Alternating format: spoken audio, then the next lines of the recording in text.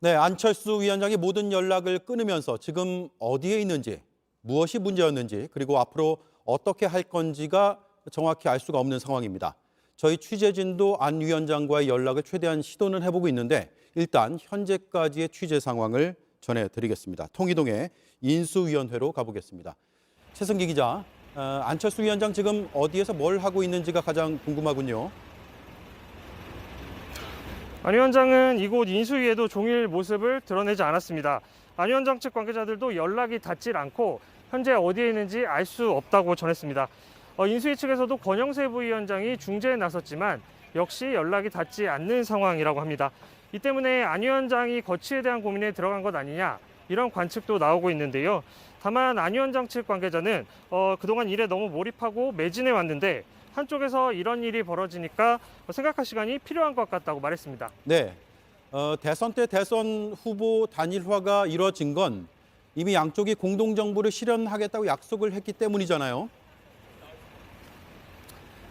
그렇습니다. 양측은 지난달 3일 단일화 합의 당시에 공동선언문을 함께 발표했습니다. 특히 당시 윤당선인은 안철수 후보의 뜻을 받아 국민통합정부를 만들겠다고 공언한 바 있는데요. 당시 발언 한번 직접 들어보시죠.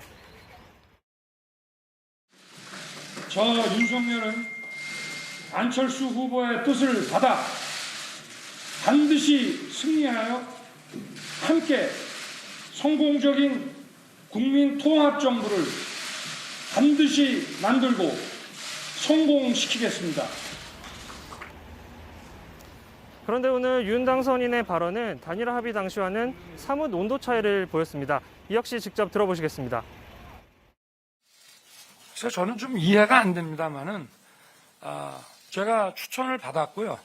그리고 또 이 인선 과정이 어떤 방식으로 이루어지는지에 대해서도 설명을 드렸고.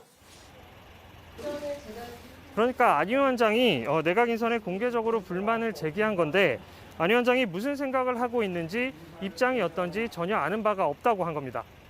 자, 그래서 안철수 위원장 쪽에서는 윤석열 당선인이 약속을 뒤집은 게 아니냐 이런 반응이 나오고 있는 것 같은데 앞으로 어떻게 되는 겁니까?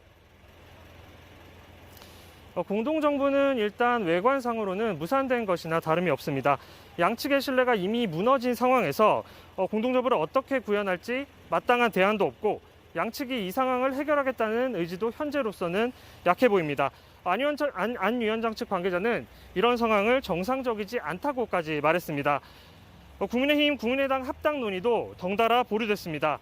국민의당 당직자 11명 중 9명이 합당 과정에서의 불만을 표시하면서 명예퇴직 의사를 밝혔습니다. 현재로서는 양측의 갈등을 해소할 마땅한 계기가 보이지 않아 당분간 혼란은 이어질 것으로 보입니다. 국민의당 내부에서는 안 위원장이 인수위원장직을 던질 것이란 전망도 나오고 있는데요.